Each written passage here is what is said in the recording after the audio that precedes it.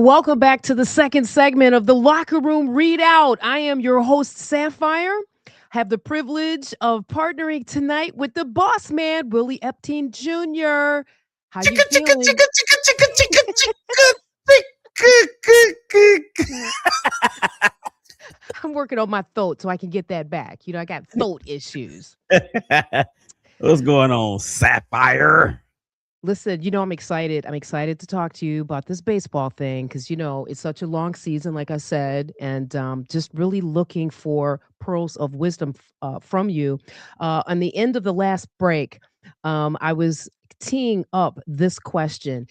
ESPN is the new home of MLB TV, and they're touting Mhm. that we can watch the out of market games, we can watch live or on demand.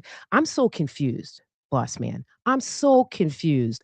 Does this mean regular folk like me have to pay another subscription to get all of this access on one platform?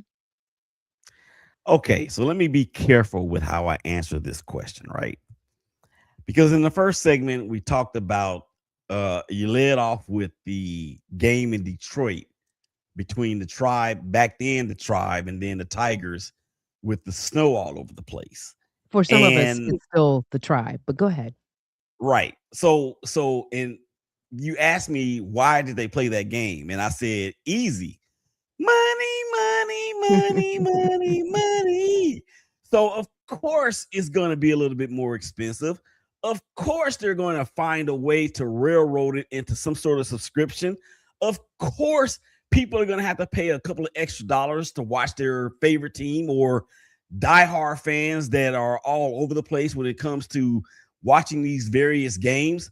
Of course. And why not partner with the so-called worldwide leader in ESPN? Because they have the resources, not just from a money standpoint, but they have all of the announcers, they have all of the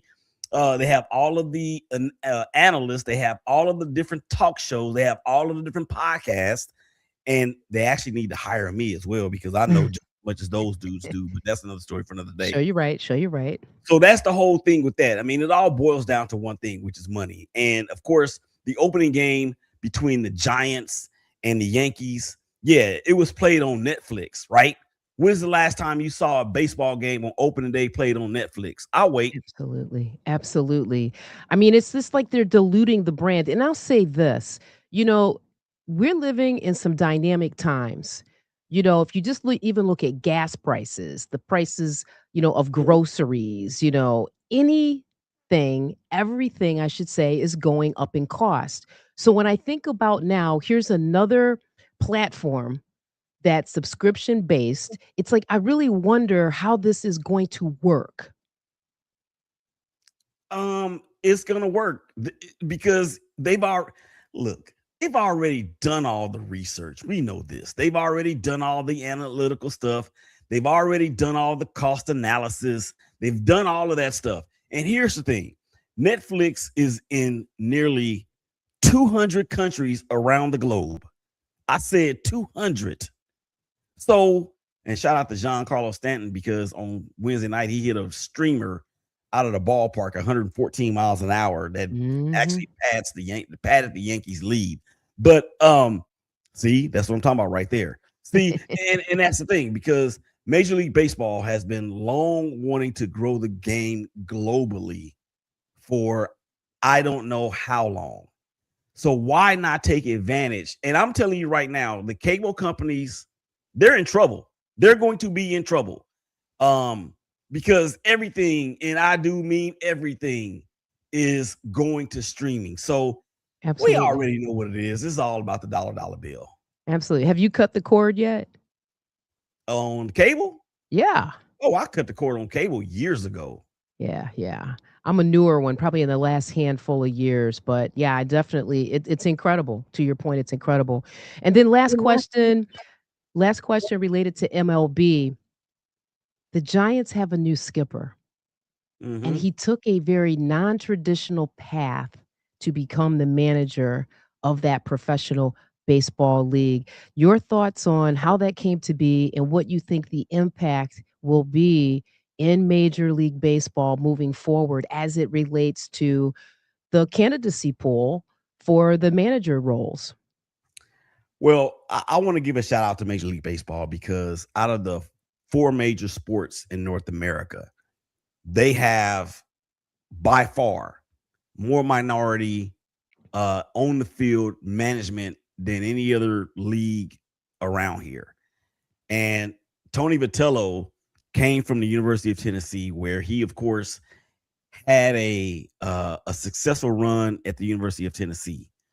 It is no different, in my opinion, going out and finding the most viable candidate, no matter where they are. It's just like we have explained to prospects or high school kids or even college athletes for that matter. If you have the talent, you're going to be found.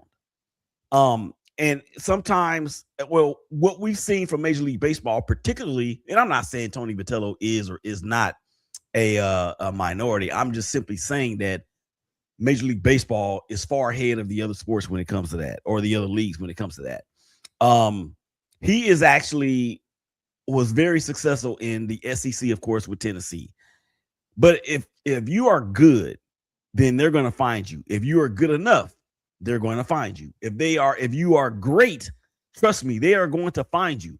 So Major League Baseball has shown its propensity to detach itself from the traditional stuff that we're used to. Just look at what's going on with the rules and stuff, the pitch clock, Mhm. the Mhm. bases, all those things. Balls and strikes can be challenged now. So I don't think that there's anything that's wrong with it because it gives a much wider playing field for for those candidates that may not otherwise be discovered. Wow. Well, we're going to see. Do you have any concerns about his ability to lead that team? No, not at all. Not at all. I mean, obviously, if he has success in it, we know that when coaches jump from the collegiate ranks to the pros in NFL or NBA, it's a little bit of a different animal. But since this is such a precedented type of thing, what do we really have to measure the standard upon? You know, the standard Interesting. is the definition of a standard is the measuring of a thing against the thing. Well, what thing do we Mhm. have to measure this against? I don't think we have one. At least I don't recall us having one. So he truly is a unicorn in the sense that they're trying something different out in San Francisco. And obviously, I mean, they believe in him enough to have him brought in and get his own staff in there and try to nurture those guys and get those guys going so they can start enjoying some postseason success like they once did. So is that to say that he has the same runway as other maybe veteran managers would have? What do you mean by one way? Runway. Oh, So, runway. runway. Yeah. Runway. I think that is really contingent upon the talent that's in the building. In San Francisco, by some estimations, some people seem to think that they're going to make a wild card push. Last year they did so, and until they didn't, they've actually done that for the past couple of years. When Mhm. they would get to the trade deadline, people would argue on whether or not they should be buyers or sellers, and whatever side of the fence you may lie on when it comes to that opinion, we'll see. But in terms of, I mean, if he if he actually is in a position to where his team is competing and he has all the tools to suggest that his team will be competitive, kind of like but unlike Jamie Mayo, not Jamie Mayo, Coach Mayo from the New England Patriots when they fired him after 1 year because Yeah. they said that he was just overwhelmed and in over his head and the team wasn't competitive. Now, if it becomes something to that nature, then yeah, his runaway will probably be pretty short. But I don't anticipate that from this guy just seeing what his credentials are. We gonna see what we gonna see. Now, speaking of being competitive, want to transition over to the NFL because today actually was the NFL Pro Day, and a couple of the bigger stories out there were in and around quarterback Ty Simpson out of Alabama, who allegedly had a spectacular pro day, and then the Ohio State University boss man, Oh, the THU. E E. The Ohio State University players had their pro days. That's let's see, Reese Styles, Downs, and Tate. So I want to start with Bama QB Ty Simpson. From your perspective, like, is he going to be a first round draft pick? And what are the positives that you see in him for a team? I watched him at the combine, and I was impressed by the way he was able to deliver the ball with accuracy on the intermediate and the longer throws. Hmm. I did not expect that out of him, but that's not to say that he didn't have the ability to do that. Alabama, shout out to my homegirl, Lulu. Lulu, she's a crazy Tide fan. I Okay, don't let me like get it in. Hi, Lulu. I don't like the tie at all, not even a Mhm. little bit. But that team is not was not as talented last year as the teams that we've seen before. So he had to carry a lot of stuff on his own shoulders with the lackluster running game and an offensive line that wasn't nearly as good. But he was still good enough, apparently. And there was talk in the beginning of the season, or there at the before the season even started, that Ty Simpson was going to be a Heisman Trophy candidate. He had some rough goals of it there at the end of the season with some fumbles and turnovers and stuff. But from what I saw at the combine, I was like, "Yo, this kid can whip it." And I think the big issue with him is that he's only 6'1". He's 6'1" and like 210 pounds. Mhm. Dan Orlovsky, who I like as an analyst, and I enjoy watching him and listening to him talk. He has flip flopped, and of course, Dan Orlovsky is with ESPN. He has flip flopped from saying that Fernando Mendoza was the consistent best quarterback in this class to now saying that Ty Simpson is. And he said he looked at the tape. Well, he looked at the tape and saw the same thing that everybody else has already been seeing. But he Mhm. added a little Mhm. bit to it by saying, well, Alabama needed Ty Simpson to do more than what Indiana needed Fernando Mendoza to do. And that's the Mhm. reason why he put Mendoza under Ty Simpson. But I do believe he will go in the first round. I do believe you might want to watch out for the Jets in the first round. You might want to watch out for the Cardinals in the first round, even the Dolphins, even though they just picked up Malik Oh, Chisholm. that's interesting. Yeah, No, because they did. yeah, Malik Willis. I said Yeah. Malik Chisholm because I just saw an alert that Jazz Chisholm said he wants to steal 50 bases this year. Mhm. Okay, go for it. But anyway, but in terms of Ty Simpson, I mean, let's look around the landscape real quick for teams that are picking in that first half of the first draft that need a quarterback. We Please can leave the Cleveland Browns Cleveland out Browns, of this whole The thing Cleveland about Browns QBs. have Please been don't linked do to that. they have been linked to him. I don't think they're going to pick him because what would that say about that organization if they did that after choosing Billy? I would give up my fandom if they pick another quarterback. I would give up my fandom, okay? They might have to bring Brian Sipe out of retirement. I'd be okay with that. I'd be okay with that. But think about the teams. I mean, the Giants obviously don't need a quarterback. The Cowboys don't need a quarterback. Um, they're talking about the Vikings possibly being in play for young Ty Simpson, even though they got JJ McCarthy, who I don't think they believe in. And it's not beyond for us to believe that Minnesota just don't have the right stuff when it comes to drafting quarterbacks, because they're also the team that drafted Ryan, not Ryan Tannehill, the kid from Florida State. I can't think of his name. His wife works for ESPN. She is an analyst as well. Oh my gosh, I can't think of his name, but they ended up drafting him like with the number 9 overall pick. And And then didn't they just acquire for 1 year at the minimum Kyler Kyler Murray, Murray? Okay. yes, and they just brought in Carson Wentz again too, Wow. I did and not they know let that. Sam Darnold walk Yes. free agency. So Yes. I'm not too Yeah. confident in what the Vikings are going to do with the quarterback spot, but they are in play in terms of in reference to this conversation. Right, but didn't they also term their GM after just signing him like a year or 2 before behind the fact that they let Sam Darnold go? I'm pretty certain. I'm pretty I don't think wasn't that I their don't I GM don't that they fired? I don't think he got fired. I mean, I could be The wrong. general manager did it? I can't speak to that yay or nay. Okay. But either case, you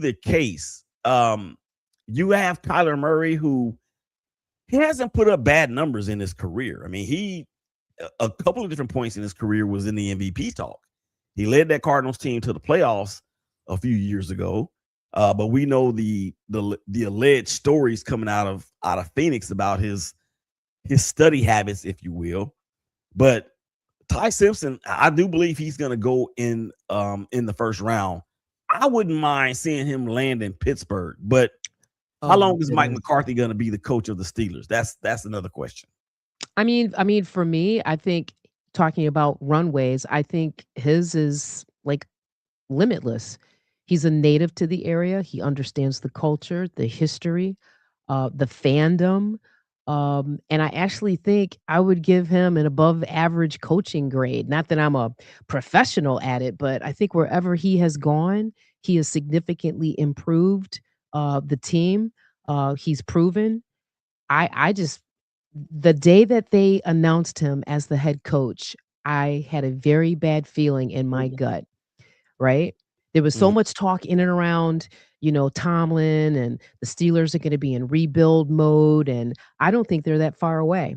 And I submit to you, they drafted another The Ohio State University Buckeye, Will Howard, who won a national championship. And by the way, we share a high school alma mater. And I really think, he is to me a more of a prototypical style of quarterback. And he could read defenses, which for me, when I look at Ty Simpson, that was something that did stand out to me as well, but it did not offset his lack of height. mhm, Okay. mhm, I'm just a proponent of that, 6'3", 6'4", and up quarterback that can just you wanna protect him, he's not gonna run around, but he's gonna sit in that pocket, he's gonna read those defenses, and he's gonna fire that ball like a cannon. mhm. That to me especially fits, the AFC North style of play. So, yeah, I'm not a Steelers fan at all, so I'll just leave that there. Yeah.